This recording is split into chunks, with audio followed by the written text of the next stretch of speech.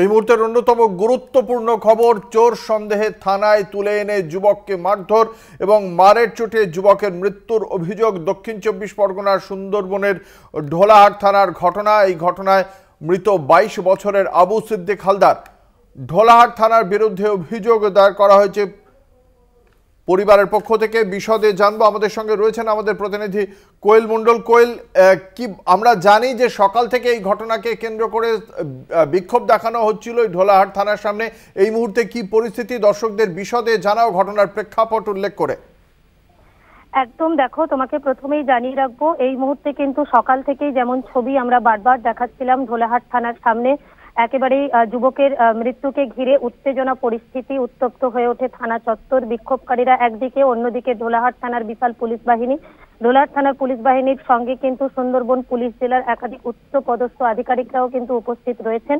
লাগাতার বিক্ষোভ চলতে থাকে এবং যেমনটা আমরা বারবার বলছিলাম যে যেমনটা অভিযোগ উঠে আসছিল, ঢোলাহাট থানার অন্তর্গত এলাকার এক যুবক আবু সিদ্দিক হালদার, তাকে চোর সন্দেহে গত ২রা জুলাই ঢোলাহাট থানার পুলিশ তুলে আনে এবং সেখানে পরিবারের, নিহত যুবকের পরিবারের যেমনটা অভিযোগ যে সেই যুবককে বারবার চোরের ঘটনা স্বীকার করে নেওয়ার জন্য চাপ দেওয়া হয় এবং যুবককে থানার পক্ষ থেকে পুলিশরা যারা ছিলেন তারা বহু সময় ধরে তাকে লাঠিচার্জ করতে থাকে, মারধর করতে থাকে ব্যাপকভাবে।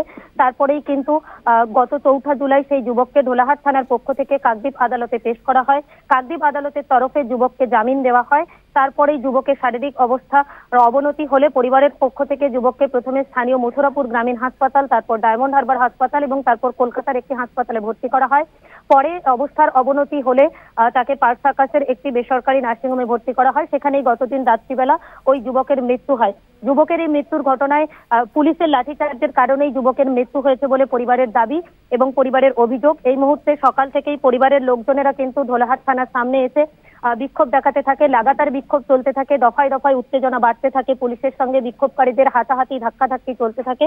এই মুহূর্তে বিক্ষোভকারীদের পক্ষ থেকে, অর্থাৎ যে নিহত যুবক আবু সিদ্দিক হালদার তার যে পরিবারের লোকজন, অর্থাৎ তার কাকা সহ তার পরিবারের লোকজনের প্রায় ৫ জনের ৫ প্রতিনিধি এই মুহূর্তে থানার মধ্যে প্রবেশ করেছে এবং তাদের সঙ্গে প্রশাসনিক উচ্চতর আধিকারিকদের কথাবার্তা চলছে। বাইরে আসলেই কিন্তু আমরা বলতে পারবো ঠিক এই ঘটনা কোন দিকে মোড় নিচ্ছে। তবে এখনো পর্যন্ত যেমনটা পরিবারের পক্ষ থেকে দাবি, এই যে লাঠিচার্জ করে যুবকের উপর লাঠিচার্জ করা হলো এবং তার ফলে যুবকের মৃত্যু হলো, এই ঘটনায় যে সমস্ত পুলিশ কর্তারা রয়েছে তাদের যেমন অপসারণের দাবি তুলছে পরিবার, গোটা ঘটনায় কিন্তু সিবিআই তদন্তেরও দাবি জানাচ্ছে পরিবার। অন্যদিকে পরিবারের তরফ থেকে সুন্দরবন পুলিশ জেলায় লিখিত অভিযোগ দায়ের করা হয়েছে।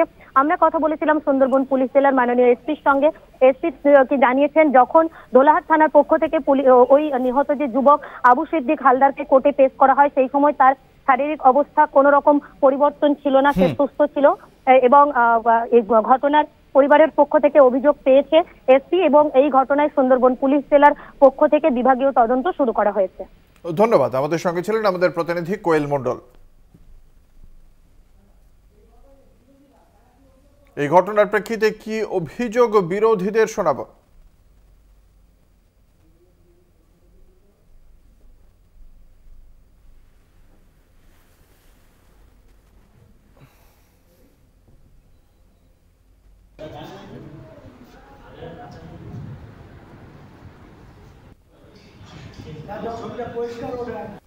এ ধরনের বলার কিছু নেই, কারণ এই ঘটনা নতুন নয়। ঠিক 2 বছর আগে দক্ষিণ কলকাতার বিজেপি পার্টির একজন কর্মীকে তুলে এনে একটা সম্পূর্ণ ভুল কারণে, ভুল ইনফরমেশনের ভিত্তিতে তাকে আটক করে রাখা হলো এবং তাকে পিটিয়ে খুন করে ফেলার পরে জানা গেল যে কারণে তার বিরুদ্ধে অভিযোগ উঠেছিল সেই কারণটা সম্পূর্ণ মিথ্যা এবং অন্য কেউ সেখানে অভিযুক্ত।